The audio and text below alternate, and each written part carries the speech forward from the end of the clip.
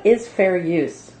Fair use. Oh, that's a thorny matter indeed, particularly with new media and the complexity of information in such a highly mediated culture.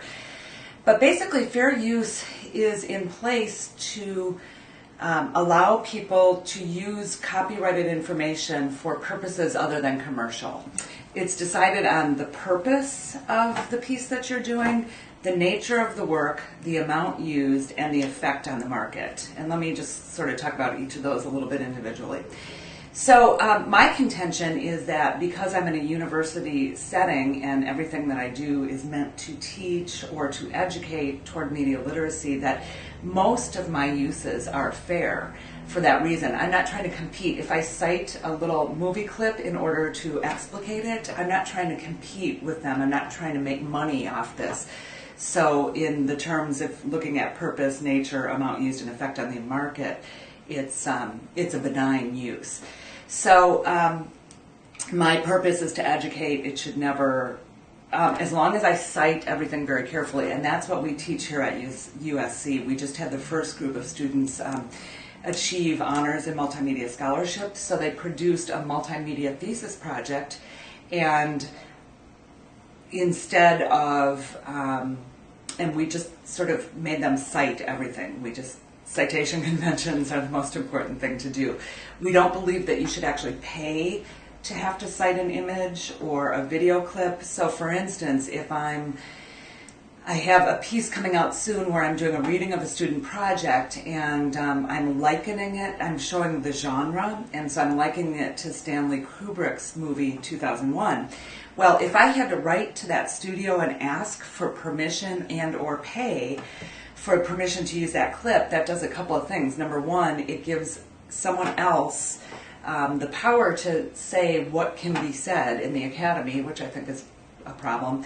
And number two, if I pay for that, it sort of disallows people who don't have resources or money to be able to talk or to speak, so you're effectively silencing people. Rather, what I do is we have a lot of conventions for textual citation. There's clear guidelines how you cite something, so we use that citation for sound and text and image. Now, there are some issues. The nature of the work, again, is educational. The amount used is one of those four tenets, and that can be a problem.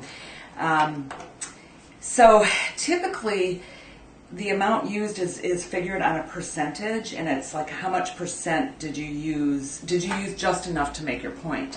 So in text, that means usually I think it's roughly 30% of a book you can cite or you can reproduce without sort of paying. But that sort of thinking kind of breaks down when it comes to films or even to paintings. So for instance, if I'm citing a painting that's maybe I'm citing this poster. So it's here, it's, a couple of feet by a couple of feet. But I cite that in a web text where it becomes this big pixelated screen. Is that really 100%? Am I citing the whole thing? And my contention is that I'm not citing the whole thing, but it's a smaller reproduction, and I need that to make my point about something. So again, these distinctions get really messy in new media, but as long as you're giving credit for ideas, I think you're safe. In fact, I'm just finishing edits on a multimedia anthology that'll be coming out in an online journal called Kairos. So there's 9 of us authors across the country, and we're all sort of dealing with these issues. And typically, our defense has been we use just enough of it that we need to make our point. So if I'm critiquing a 30-second viral video, and it's important for me to be able to talk about it went viral because the opening screenshot did X and the closing screenshot did Y, then I have to cite the whole thing. But I would argue, again, that as long as I give credit where credit's due, I didn't try and say I created that viral video. I think it's a clear case of fair use.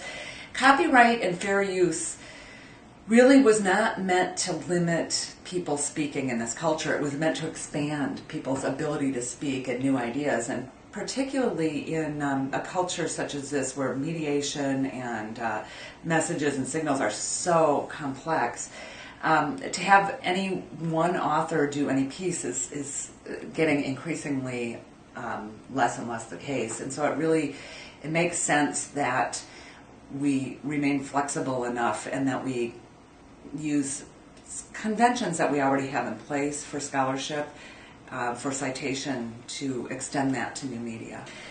Basically, fair use is decided on a case-by-case basis, which is really, sounds really great in the way it should be. It's flexible, and so each case can be looked at differently. But the problem is when it's a case-by-case basis, it means it has to be litigated in order to figure out whether a use is legal or not. And most institutions, universities included, simply can't afford to litigate. So rather than exposing themselves to risk, they just sort of flat out caution people against its use. And so often it's that sort of fear, that vulnerability, that risk management that stops people from using media, when in fact they ought to be covered under fair use. We just don't have the conventions in place to handle the evolving media as it arises. So a report that came from American University in Washington, D.C. This year said that, it actually said that we're sacrificing media literacy because teachers are so confused about copyright and fair use and what they may use and what they'll get in trouble for, that they're just not using anything.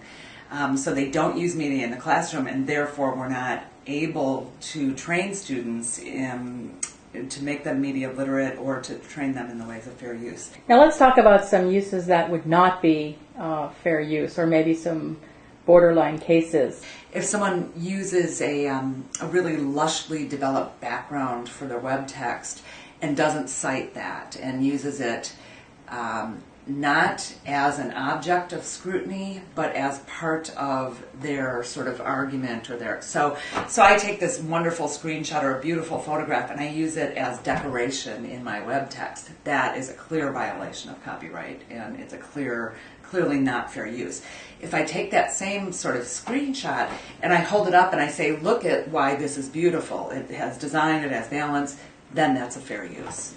This piece is called The Rhetoric of Revolution, and it's an open hand remix, and it's based on a band, the 9 Inch Nails, actually asking people to take their work and remix it. And so, so on that level, that's what this author did. On another level, when we went to publish this, the editors of the journal in which it's appearing, Kairos, wanted to know more about the citation that this author, Byron Hawk, had done in terms of these screenshots when he set this to work to make a political statement. And so we have just prepared a statement that will appear at the end of this that says, I've used some random images from the internet to make a point, and I'm not citing those because it goes against not only the spirit of the piece, or 9 Inch Nails' original call to arms or call to remix, but it also goes against the practices that we use in the classroom. So again, every case just is very, very different, but I think as long as there's some sort of justification and rationale for why someone is doing what they're doing, then they're covered.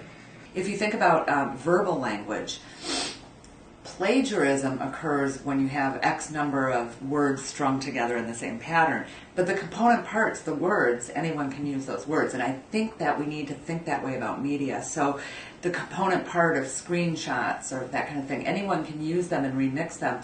In some ways, remix culture is really just a word scramble. We're just putting language together in new ways. So I think rather than a slippery slope, I celebrate it. I just think the more people using media and employing media and producing media, the better and the more healthy the society will be.